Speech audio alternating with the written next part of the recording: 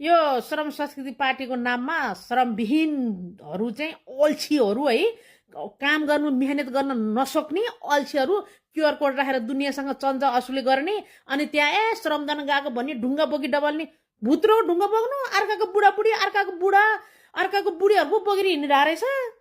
त्यो पुरै धरानमा त अहिले केसमा चल्दैछ अरे त, अर्काको बुढी भत्काउने, अर्काको घरबार भत्काउने। डिभोर्सको अब धेरैजनाको अब घरबार बिग्रिने, अब धेरैजनाको नाता सम्बन्ध तोडिने अवस्था पछिल्लो समयमा जुन त्यो नजिक पुगिरहेको छ त्यो चाहिँ खतरनाक।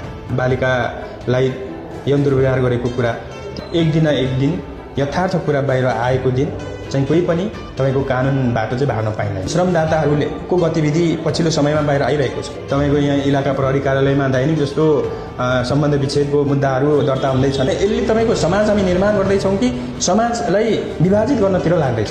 त्यतातिर पनि सोच्नुपर्छ। अब केही मान्छे अब रमाइलो गर्नको लागि मात्रै, यो तपाईँको अफवाह फैलाउनको लागि मात्रै र स्तनबाजी चल्दै खारे त हर्का सम्बन्धी छिटछुटी यो चाहिँ बन्द गरिहाल्नु है।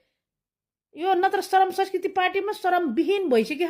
किनभने यो चाहिँ 100% हो। किनभने त्यो कमेन्ट गर्नेहरू हेर्नु नि, त्यहाँ हर्काको सपोर्टरहरू त्यस्तो संस्कारमा हुर्किएकोहरू छ, त्यस्तै छाडै काम गरेर हिँड्नेहरू छ क्या त्यहाँ। किनभने त्यो बोल्ने शैली र कमेन्ट लेख्ने शैली हेर्नु नि, त्यहाँ आमामा चिनी चियापत्ती जङ्गली नाम, आफै भालु रन्डो, आफै रन्डी, अनि अर्कालाई रन्डी र भालु भन्दा देख्दैन यिनीहरूले। त्यस्तै कमेन्ट गर्छ, किनभने यिनीहरूले अर्काको घरबार बिगारेकै छ। यो अल्छी